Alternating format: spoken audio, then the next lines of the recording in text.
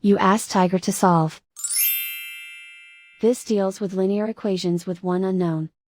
The final result is m equals -3/5. Let's solve it step by step. Simplify the expression. Group like terms. Simplify the arithmetic.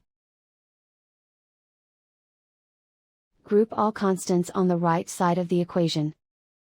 Add 3 to both sides.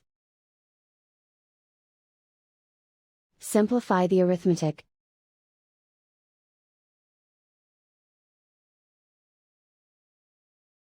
Isolate the m. Divide both sides by -5. Cancel out the negatives. Simplify the fraction.